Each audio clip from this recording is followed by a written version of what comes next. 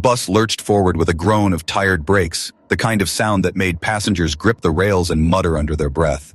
Harper Evans was already halfway down the aisle, her oversized bag swinging like a wrecking ball against knees and briefcases.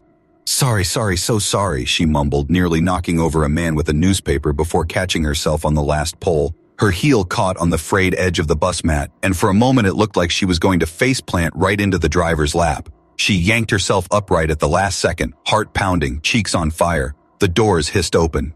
Go on, the driver said, his voice calm, steady, almost amused. Mr. Davis had seen her kind before, young, frantic, chasing time like it was a bus they'd never quite catch. But there was something different about this girl, this whirlwind in a wrinkled blouse and smeared lipstick. She looked like chaos wrapped in human form, but her eyes, they burned with stubborn determination. He couldn't help smiling as she stumbled down the steps. I'm late, Harper gasped, adjusting her bag and nearly dropping a folder of half-crumpled papers. You'll make it, Davis said simply. Just breathe. She blinked at him, like she wasn't used to people offering reassurance in the middle of her disasters. A half-smile broke across her face, quick and nervous, before she bolted onto the sidewalk. The city swallowed her instantly, horns blaring, people weaving, skyscrapers stretching high enough to mock her small, desperate sprint. She dodged a man selling bagels, bumped shoulders with a woman in a navy suit who hissed in irritation, and muttered apologies without breaking stride. Her skirt twisted sideways, her hair stuck to her forehead, and she realized with dawning horror that a piece of newspaper had clung to the bottom of her shoe all the way from the subway. Of C.O. Arse, because the universe had a sense of humor. She finally skidded to a halt in front of Collins and Blake International, the kind of building that looked like it could crush you with one pane of glass. The revolving door gleamed, intimidating, as if it filtered out anyone unworthy before they even stepped inside. Harper pressed her hand against the cold glass, muttered, "Please don't stick," and shoved a little too hard. The door spun faster than she expected, and she shot through like a rag doll on fast forward, nearly colliding with the marble reception desk. The receptionist choked on her coffee. Harper straightened, tugging at her twisted skirt, yanking the newspaper scrap off her heel. She plastered on a smile that was more teeth than confidence. "Harper Evans," she blurted. "Interview for executive assistant, 10 o'clock.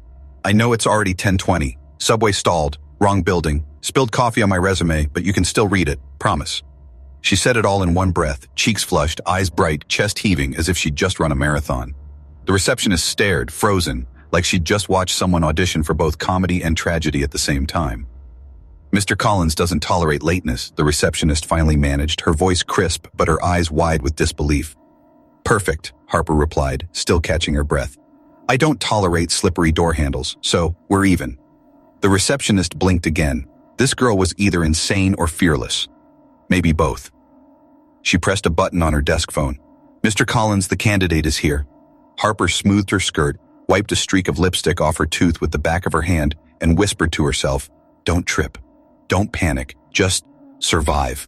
Somewhere behind her, back on his route, Mr. Davis guided the bus into traffic, still wearing that faint smile. He'd seen people rush on and off his bus 1,000 times, but something told him this particular whirlwind of a girl was about to stir up more than just his morning schedule. She was going to change someone's life, though whether that was for better or worse, well, that remained to be seen. Inside the glass tower, a man with flawless hair and a suit worth more than Harper's rent sat waiting, eyes cold as ice. The world's most impossible interview was about to begin, and Harper Evans, still clutching her coffee-stained resume, was walking straight into the storm. The receptionist's voice buzzed in Harper's ears long after she'd hung up the phone. The words, "Mr. Collins, the candidate is here," felt like a death sentence. Her heart pounded as she sat on the stiff leather chair outside his office, staring at a painting so abstract it looked like someone had lost a paintball fight. She tried to steady her breathing, but her knee bounced like a jackhammer. Then the door opened. Arthur Collins stood framed in the doorway, tall, severe, and so polished he looked like a mannequin brought to life. His charcoal suit was flawless, his tie a precise Windsor knot, his hair slicked with the kind of discipline that made Harper's messy bun feel like a crime. His eyes, cold, calculating, too blue to be friendly, landed on her and stayed there. "You're late," he said. No greeting, no smile, just those two words that could have been carved from ice. Harper swallowed. "Traffic, subway, slippery door, pick your excuse. I'm offering a buffet." For the briefest moment, his eyebrow twitched. Not amusement exactly, but surprise, as though he hadn't expected backtalk. He turned, leaving the door open. "Come in." The office looked less like a workplace and more like the lair of a Bond villa, in who had discovered modern art. Glass walls soared high, bookshelves lined with pristine volumes that had probably never been touched. The desk gleamed as though someone polished it hourly. Behind it, a skyline of steel and glass spread across the city, indifferent and intimidating. Harper tried to sit gracefully in the chair opposite him, but ended up catching her bag on the armrest and nearly toppling sideways. She righted herself with a sheepish smile, her coffee-stained resume sliding onto his immaculate desk like an intruder. Arthur picked it up with 2 fingers, as though it might smudge his skin. "Incomplete degree," he said flatly. "No experience as an executive assistant, no relevant skills." Harper leaned forward. "I can find staplers. People lose them more than you think. And I make a mean cup of coffee." His gaze flicked up, piercing, assessing. "Why do you want this job?" "Because bills exist, and because my cat eats like a lion. And," she hesitated, then added, "because I get fired before the trial period ends everywhere else, and I'd really like to break my personal record." Silence. Arthur studied her, his expression unreadable. For a moment, Harper wondered if he was calculating how quickly security could escort her out. Then, unexpectedly, he leaned back in his chair. "Every candidate before you has been polite, polished, careful. What a waste of my time." "So, good behavior is overrated?" Harper asked. "Apparently." The air between them shifted, still tense, but charged with something else: challenge, interest. Arthur closed the folder. "1 month, trial basis. If you survive, you stay."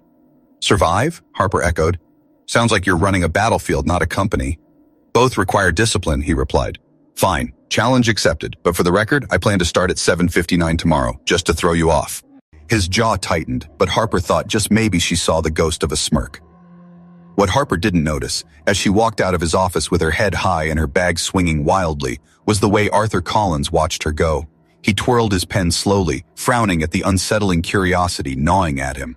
And what neither of them could see was that in the break room down the hall, employees had already gathered by the glass wall, whispering like gamblers at a racetrack. "She won't last a week. 3 days tops. Record is 6. I say she's gone by Friday." But as Harper adjusted her crooked skirt and fixed the last smear of lipstick in the lobby mirror, she whispered to herself, "I've got this." Outside, a city bus rumbled past. Behind the wheel, Mr. Davis glanced at the building with a strange flicker of recognition. He didn't know why, but something told him that the whirlwind girl he'd dropped off that morning was about to change everything inside that tower of glass. The first morning on the 32nd floor tasted like nerves and burnt coffee. Harper sat at her new desk, which had been positioned with cruel precision right outside Arthur Collins's office, like a guard post or maybe a firing squad chair. She organized the files in a way that made sense to her. Green for urgent, yellow for important, blue for things that could rot in a drawer forever. To anyone else, it was a rainbow. To Harper, it was survival. At 8:15 sharp, the door opened. Arthur stepped out, dark suit immaculate, eyes scanning the horizon of his own schedule as if he were expecting it to salute him. He stopped when he noticed Harper bent over the files, color-coding with casual cheer. "What are you doing?" he asked. "Creating a system," she said brightly. "Green for urgent, yellow for... There's already a system. It's worked perfectly for 5 years." Harper tilted her head, unfazed. "Well, now you've got 2. Little competition keeps things interesting." Arthur's stare could have cracked glass, but she only smiled, daring him silently to challenge her. After 3 seconds that felt like 3 hours, he turned and went back into his office, the door closing a little too hard. Harper exhaled, grinning in secret triumph. 15 minutes later, the phone rang. Harper snatched it up like a lifeline. "Collins and Blake International, this is Harper speaking. How can I help make your day fantastic?" A beat of silence, then a gravelly voice. "This is Johnson, from Johnson and Associates. I need to speak with Arthur about the New York contract, now." Harper glanced at the calendar. "You're scheduled for Thursday, Mr. Johnson. Shall I confirm?" "Thursday is too late," he snapped. "Put me through." "Of course," Harper said, pressing buttons like she was piloting a spaceship. A beep, another beep, then silence. She sighed in relief, until Arthur stormed out seconds later. "You transferred Johnson to the sales department." His tone could have frozen lava. Harper winced. "Oops, still figuring out this phone. It's got more buttons than a cockpit." Johnson is our most important client. He cannot be bounced around like a telemarketer. Got it. Johnson equals important. Sales equals no-go. She scribbled it down, deadpan. But, why did he sound nervous? Arthur paused, irritation flickering into something darker. There's a problem with a clause. Nothing for you to worry about. Before Harper could respond, she remembered the folder she'd signed for in the lobby earlier that morning. Oh, a man dropped off documents for you. Jeans, sneakers, looked like a courier. I signed and took them. She handed over the folder. Arthur froze as his eyes scanned the cover page. That wasn't a courier. That was David Morrison, senior lawyer. These are confidential. Harper shrugged. He should have worn a tie if he wanted me to know he wasn't delivering pizza. Anyway, I signed as Harper Evans, person in charge of not letting things get lost.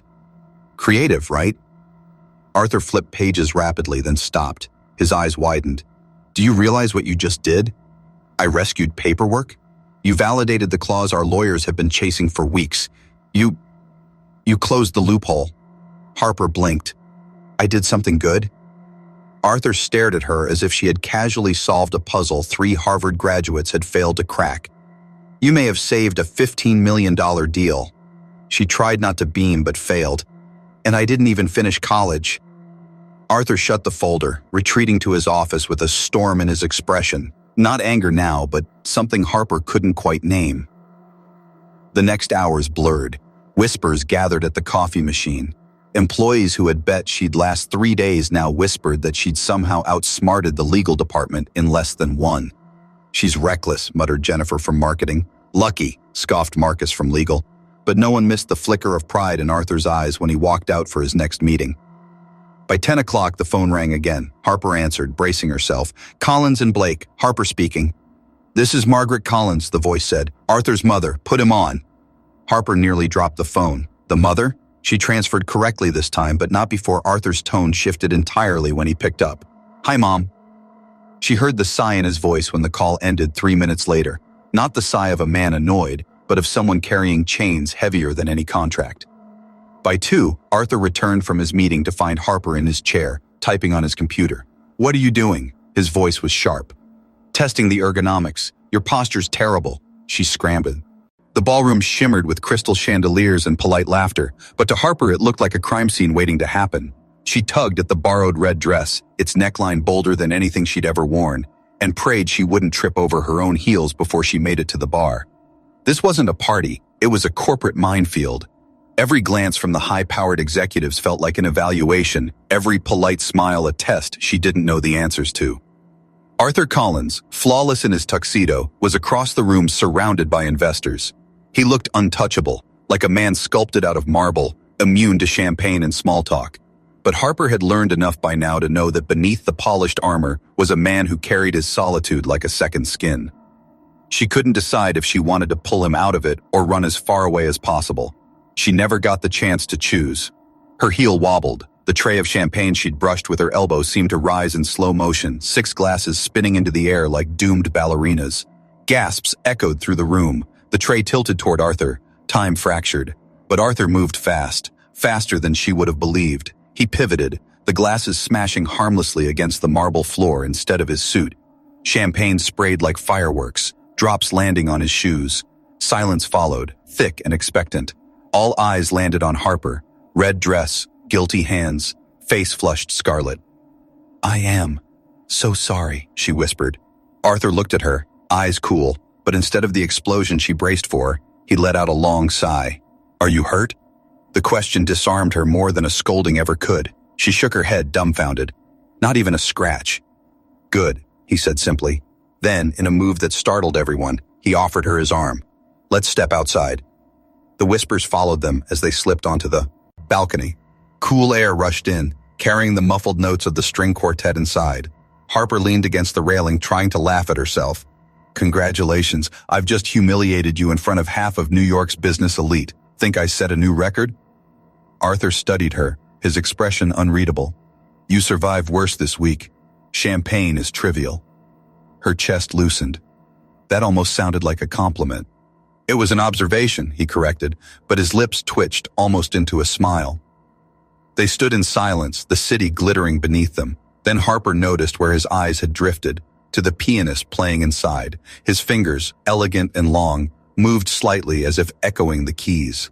"You play," she said softly. Arthur blinked. "I used to." "Why'd you stop?" "My mother told me music was a waste of time. She said businessmen didn't need hobbies."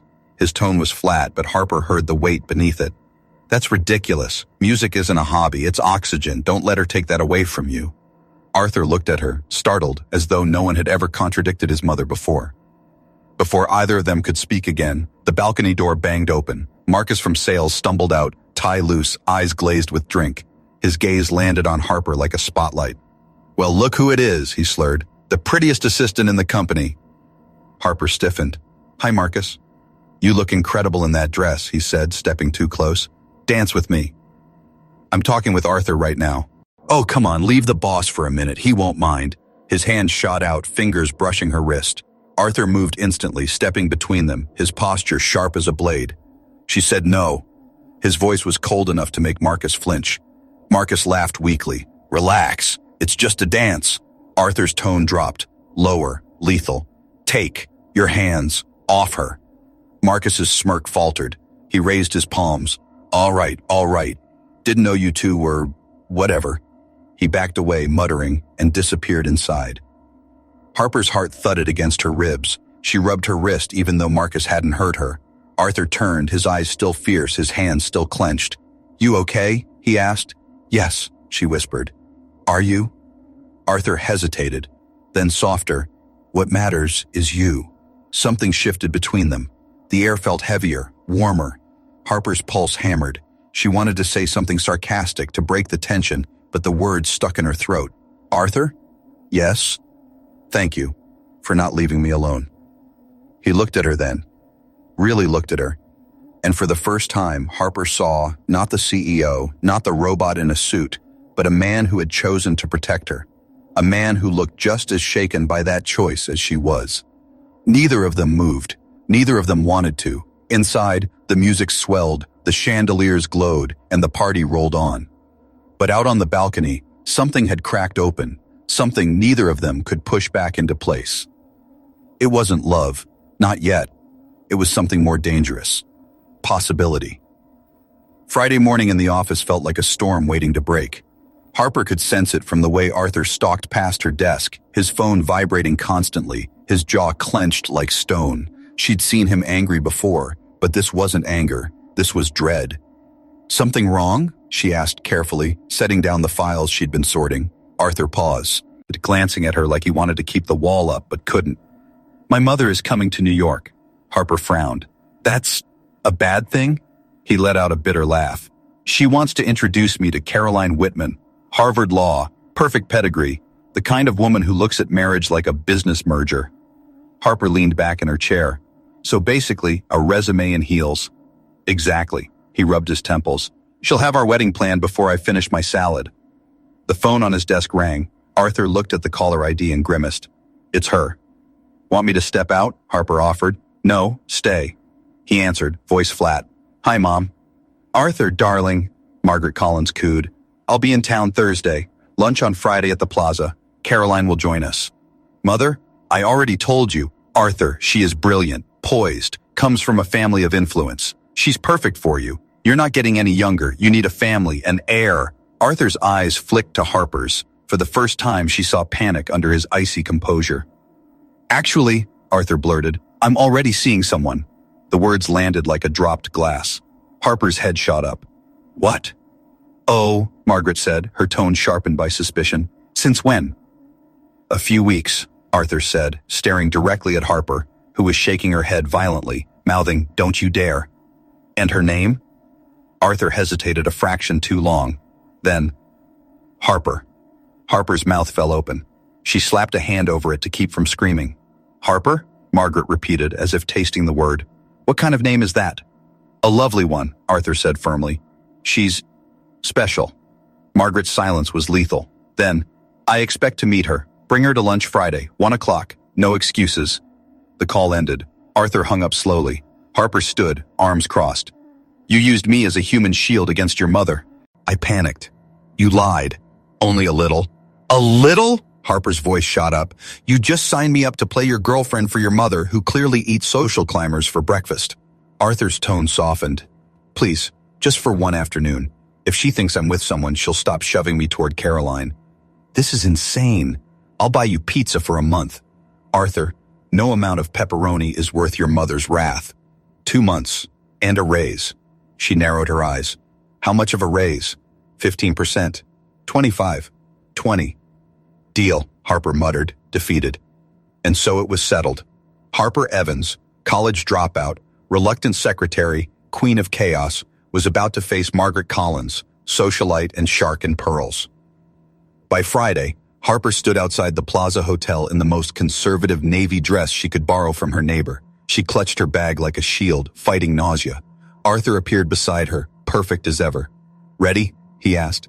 Definitely not, she said. Remind me of our story again. We met at work, started as friends, it grew from there. And how long have we been dating? 3 weeks? And what do I do for a living? You work with me in strategy. Arthur, I don't even know what strategy is. You've saved 3 contracts this month. You'll be fine. They walked in. Margaret Collins was already seated at a corner table, posture flawless, pearls glowing under the chandelier light. Her eyes sharpened as soon as they landed on Harper. Arthur, darling. She stood to kiss her son, then turned to Harper. So, this is Harper. Harper extended a hand. Pleasure to meet you, Mrs. Collins. Margaret's handshake was brief, her gaze appraising. What field are you in? Strategy, Harper said with forced brightness, mainly contract analysis. And your education? I studied business administration, Harper said. Didn't finish. Life had other plans. Margaret's lips pressed thin. And your family? My mom's a nurse in Ohio. My dad hasn't been around, but my mom is the strongest person I know. Arthur glanced at Harper, surprised by her blunt honesty. Margaret looked unsettled but intrigued. And your future plans? Margaret pressed. Marriage? Children? Harper swallowed, then smiled calmly. Mrs. Collins, I believe relationships should be built slowly. Arthur and I are still getting to know each other. No rush, no pressure. Arthur blinked. He hadn't expected her to handle it with such grace. Margaret tilted her head, eyes narrowing. And what have you learned about my son so far? Harper smiled, this time warmly. That he plays piano, that he hates birthday parties but secretly loves classical music, that he's kinder than he seems and funnier than he knows. Arthur froze. His mother's eyes widened. Arthur never told me he played piano. He should start again, Harper said softly. Talented people shouldn't leave their gifts behind. For the first time that day, Margaret Collins seemed at a loss for words. By the end of lunch, she hugged Harper, warmly, not just politely. It was a pleasure meeting you, Harper. Same here, Mrs. Collins, Harper replied, shocked but proud. As Margaret left, she whispered to Arthur, she's different, authentic. Don't lose her. Arthur and Harper walked out together into the afternoon light. Well, she asked, how did I do? Arthur's lips curved into something dangerously close to a smile. You did better than survive. She liked you. Harper exhaled, finally letting go of the tension in her shoulders. Good, because pretending to be someone else is exhausting. Arthur looked at her, a flicker of something unspoken in his eyes. Harper, thank you. Don't thank me yet, she said. You owe me a raise, and 2 months of pizza. Arthur chuckled, shaking his head. But inside, he felt something dangerous growing, admiration, respect, and a pull he no longer wanted to resist. Monday morning smelled of polished wood and stale tension. The 32nd floor was quieter than usual, too quiet. Harper sensed it the moment she stepped off the elevator. Normally, whispers died down as she passed, but today, they didn't even bother hiding. Heads bent together, words hissed in corners. When she reached her desk outside Arthur's office, 3 people she barely knew stopped talking mid-sentence, their eyes darting away like she was a walking scandal. Her stomach tightened. Something was wrong. Arthur wasn't in yet, which was odd. He was always earlier than everyone, sometimes so early Harper suspected he lived under his desk. She organized her files, trying to ignore the growing prickle at the back of her neck. Then, at 9 sharp, Arthur walked in, except he wasn't alone. 3 board members followed, Richard Hayes, Patricia Wilson, and James Morrison. Their faces were stone, and they weren't carrying smiles. Harper, Arthur said, his voice clipped, avoiding her eyes. Come with us. The words were knives. He'd never avoided her gaze before, not even when she broke every protocol known to man. Something icy crawled through her chest. The conference room was already packed. The entire marketing team, legal, HR, dozens of eyes watching her as if she'd walked into a courtroom where the verdict was already written. The air was suffocating, thick with unspoken accusations. Richard Hayes, the board chair, rose first. "Miss Evans," he began, his voice calm in the way a surgeon's might be before cutting, "it has come to our attention there are concerns about your rapid rise in this company." "Concerns?" Harper echoed, trying to keep her voice steady. Patricia Wilson, sharp as glass, leaned forward. "Concerns that your promotions and responsibilities are not entirely merit-based." A murmur rippled across the room. Harper's throat tightened. She scanned faces. Some avoided her eyes, some stared openly. Jennifer from marketing wore a smile she didn't bother to hide. "In other words," James Morrison said smoothly, "questions have been raised about whether your relationship with Mr. Collins is inappropriate." The words hit Harper like a slap. She looked at Arthur, waiting, begging for him to speak, to stand up, to defend her, to do anything. He sat rigid, staring at the table, his pen twirling between his fingers, silent. "Mr. Collins," Richard prompted, "would you care to clarify the nature of your relationship with Miss Evans?" Arthur's jaw flexed. He finally looked up, at her just for a second, before looking away. "Harper is a capable employee. Her promotions were based on performance. That is all." "That is all?" Patricia pressed. Arthur repeated, quieter. "That is all." Harper's chest burned. After everything, the late nights, the saved contracts, the way she'd defended him even to his mother, he sat there and acted like she was a resume stapled to a mistake. Richard's eyes flicked to his papers. Several witnesses reported seeing the two of you together outside of work, at the Plaza Hotel, for example. "That was a business lunch," Arthur said quickly. "With your mother present?" Patricia's eyebrow arched. Silence. The knife twisted. Harper rose from her chair, anger slicing through the humiliation. "Let me save you some time. You want to know my methods?" She spread her arms. "I work 12-hour days. I read everything about our clients. I research markets in my own time. I saved the Johnson contract. I spotted the California tax incentive law. I created the Sterling campaign you all bragged about last week. That's how I did it, not by batting my eyelashes at the boss." "Miss Evans, please calm down," Richard said smoothly. "Calm down?" Her voice cracked with fury. "You're tearing apart my reputation based on gossip wit. Well, the man who knows the truth won't even defend me." She turned to Arthur, his eyes finally lifted to hers. For a moment she thought, "Say it, Arthur, please," but he stayed silent. His silence screamed louder than anything he could have said. Something inside her broke. She grabbed her bag, her hands shaking. "You know what? I won't stay here and let you treat me like a scandal instead of an employee. I resign, effective immediately." A collective gasp swept the room. "Harper!" Arthur's voice finally rose. She whirled on him, eyes blazing. "Now you speak, after letting them shred me? You are exactly what I thought you were the first day I met you. A robot in a suit, cold, heartless, and incapable of choosing anyone but yourself." His face tightened, as though her words had cut something raw inside him. But she didn't wait for his reply. She slammed the door behind her, her footsteps echoing down the hall like a war drum. The silence that followed was suffocating. Richard cleared his throat. "Well, problem solved." Arthur repeated it under his breath, hollow. "Problem solved." But the words rang false in his ears. The problem had been the only spark of life his company and his world had known in years. He sat frozen in the chair, staring at the door Harper had walked through, his knuckles white around the pen. He had built his career on numbers, on logic, on control. Yet in one moment of silence, he had lost the only person who made him feel human. Outside, the city pulsed on, indifferent. But inside Collins and Blake, Arthur Collins realized with slow, crushing clarity that he hadn't just lost an assistant, he'd lost the woman who had turned his life upside down, and maybe he'd lost her for good.